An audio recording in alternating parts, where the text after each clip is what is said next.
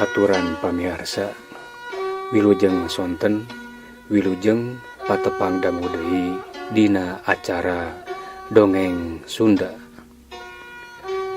Carios anu kapihatur dina judul Ngalajur Nafsu karya Bapa Entang Sumarna.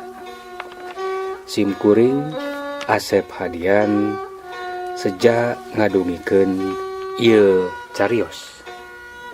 Wilujeng ngadangukeun.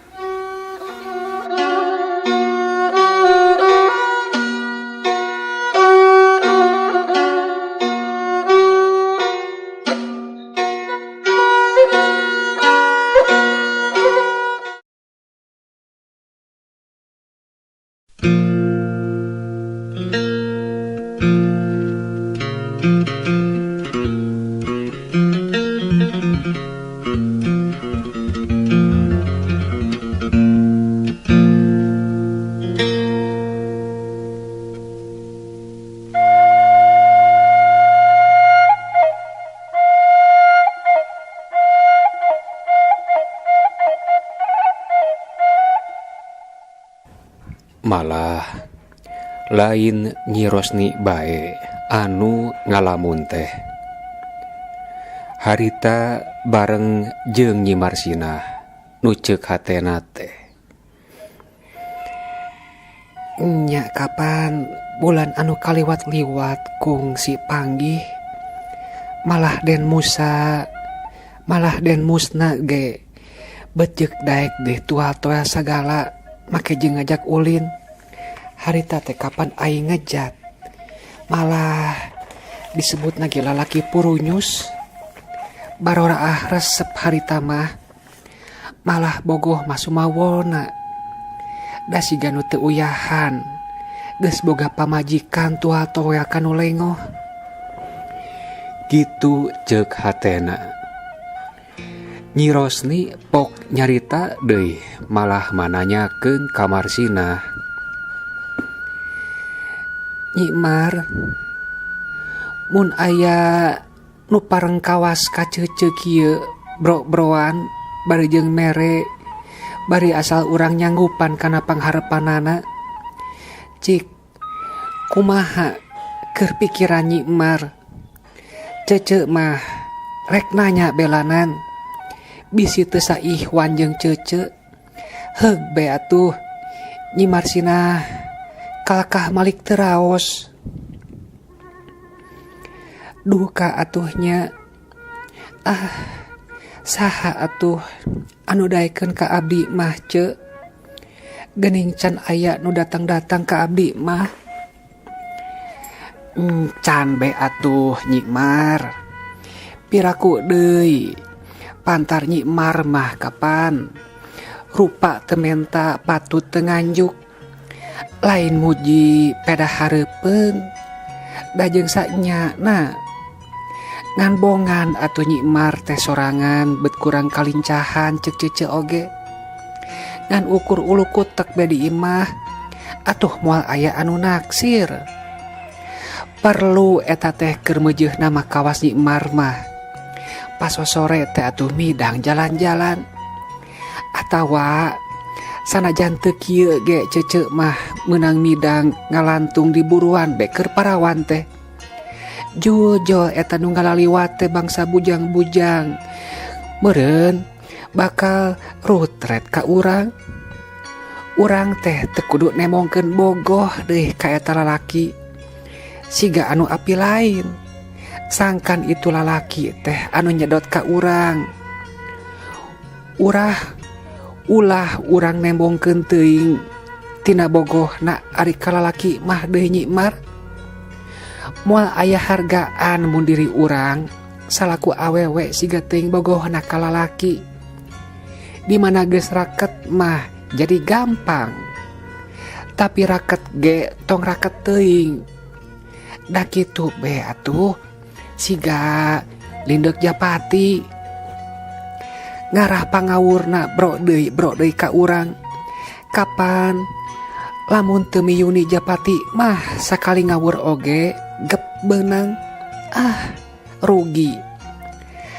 Kitu ari jadi awewe mah kudu lindek japati teh aya untungna oge. Keun bogoheun mah sina bro deui mere. Meureun mun dina japati teh mah mun rek newak japati bro ngawuran ku bangsal atawa ku jagong cok dipacok atuh rek ditewak teh hiber. Bro deui awuran antukna teh kapan beak pangawur tampolana japati nama teu katewak kitu atuh urang oge yeuh. Kutan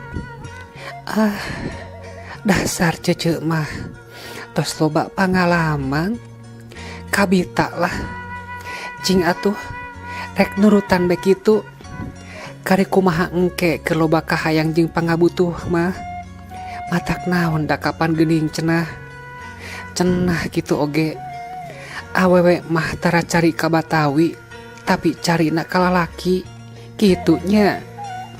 Tah geuning kaharti kumaha mantep ayeuna mah geus kapikiran ku Nyi Mar atawa masih keneh nyud loba katuan nikasieun jeung ka Era? Tanya Nyi Rosni deui. Alah nah ce aya mah nu kawas cece kitu gegebroan mere cenah ngajak jalan-jalan bae mah atuh ngalayanan ngobrol hayu teh teuing lah cenah kudu teuing dikawin najan kitu oge di dua dijieun anu ngora kuno model kitu mah hayu teh teuing moal alim cenah teteh la geus kacida katajina ku harta banda ngilikan kaayaan Nyi Rosni malah manehna make jeung aya kareteg kieu cenah. Kaduhung teu dilayanan bulan-bulan ka tukang harita heug be ayeuna mah bogoheun teh ka Ceu Rosni. Padahal harita maka aing ge bogoheun ngan aing teh teu panujuna ku geus boga pamajikan be manehna teh.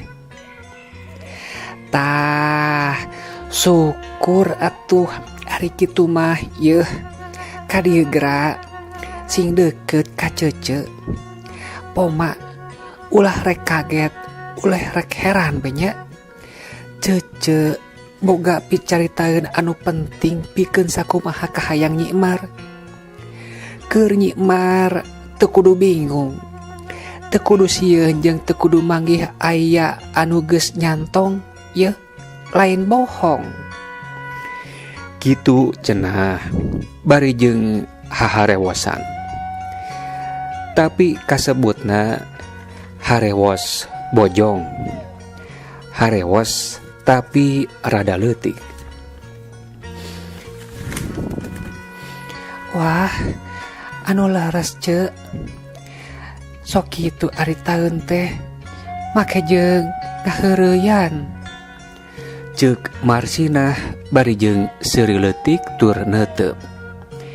Heh dengekeun heula geura atuh caritaan cece teh ka dieu urang haharewosan bela launan tapi kade ulah rek nganggap ka cece teh hiji panglayar atawa makelar geura kieu yeuh Nyi Mar ceuk Nyi Rosni. Gelendut manehna cacarita perkara maksud tujuan den musna nu mikarep ka Nyi Marsinah. Ceuk Nyi Rosni cece mah derma titahan malah ulah rek ambek cenah mun teu panuju malah pokna teh kieu deui.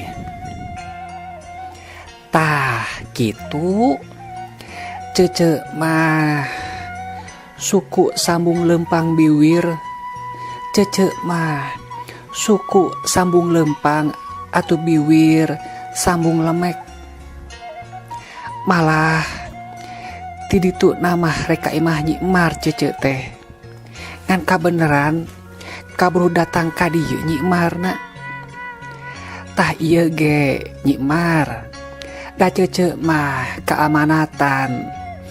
Ieu aya titipan. Mana cenah titipan teh?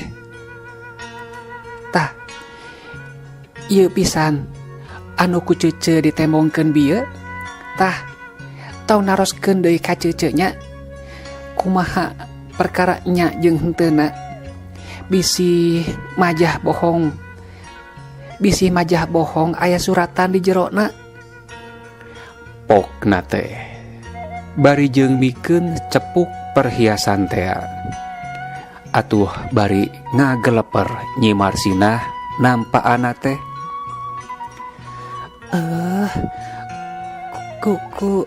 Kutan. Mohon kitu ieu teh. Isin Ceuk kituna bari nate dibuka cepukna. Nya bae. Tadi mah siga teu aya nanaon. Tapi di handapeun perhiasan nu di dinya teh aya gelang hiji, panitihna hiji, kongkorong hiji, jeung ali. Tuluy aya surat deui ditilepkeun di handapeuna. Barang dibaca teh tetela. Den musna nembrakeun kacintana ka Nyi Marsinah. Jenghok teh atuh ngajenghok. Dadak-dadak dugdeg dagdigdug tutunggulan. Breh kana beungeutna ngalalangkang rupana Den musna. Waktu Den musna kungsi nembongkeun semu bari jeung tual toel ngajak ulin. Manehna teh kapan hulang-hulang. Nyi Rosni gancang manehna nanya. Kumaha Nyimar? Cing, kumaha emutan Nyai? Ari keur cece mah darema nepikeun amanat. Nuhun ku ditarimana. Dina teu narimana ge ulah amek ka cece bake jeung ngewa ka cece deui nya. Jadi kitu ce Den musna teh. Teu kusangka atuh naha geuningan make jeung mika palai kanu laib. Abdi mah teu kumawantuan teuing.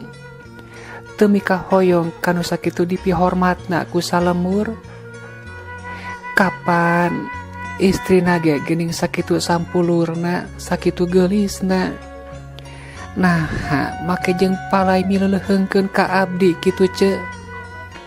Taroskeun bilih engke dipoyok kunu sanes Den musnana.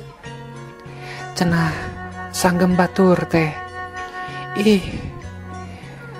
Make eta bet piring servis. Make naha eta piring servis mika hayang ngahiji jeung coet. Atawana ka abdina oge nya kitu. Majahkeun teh panginten. Coet hayang meunangkeun piring servis. Ceuk Nyi Marsinah, api-api kitu nage. Dahatena mah memang geus dag-dagan hayang ngalayanan sangkan manehna bisa senang. Hayang ngolo rejekina. Atuh da kajelema anu tangtu moal nampik Nyi Marsinah teh. Lantaran sanajan geus boga anak jeung pamajikan ge, Den musna mah katembongna masih keneh pantes boga pamajikan ka pantar Nyi Marsinah. Nyi Marsinah anu ngora keneh tur kaasup boga wanda. Atuh kitu deui Den musna jaba meureun beunghar teh boga titinggal ti kolotna. Nyi Rosni pokna teh deui. Ieu Nyimar, entong sok ngahinakeun teuing diri atuh. Da lain ge urang kapan nu mikahayang. Kapan itu nu kanyimar kehayangeun. Mun kitu urang nu marok-marokeun maneh kakara era. Cece mah kapan pedah beka nu geus jadi sobat. Geus asa kadulur kanyimar teh. Nu matak kacida atohna mangbungakeun Nyi Emar dipikahayang ku Den Musna. Cece mah daek medu. Sugan be aya sahabat, sugan be ari sobat aya kamajuan mah. Cece oge rek milu kapecetan meureun. Nya ce, nya ayeuna mah abdi parantos mantep ngemutanana. Tong ku serat deui atuh nya ce. Urang badarak bae pangwartoskeun di mana pendakna deui abdi sareng Den Musna. Insya Allah kitu. Upami bade salaresna mah mikapalai ditampi kalayan kabingahan.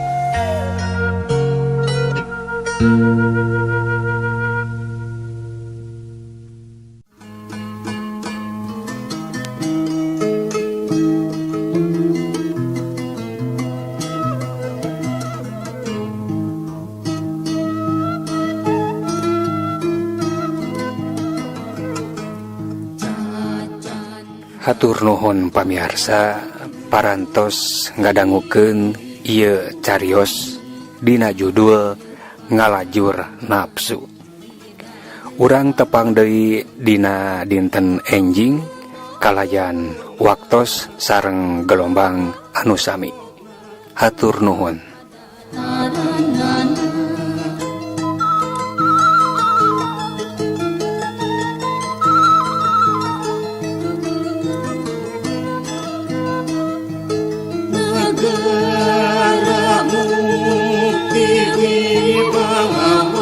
Terlempang ngecotran kujang papasan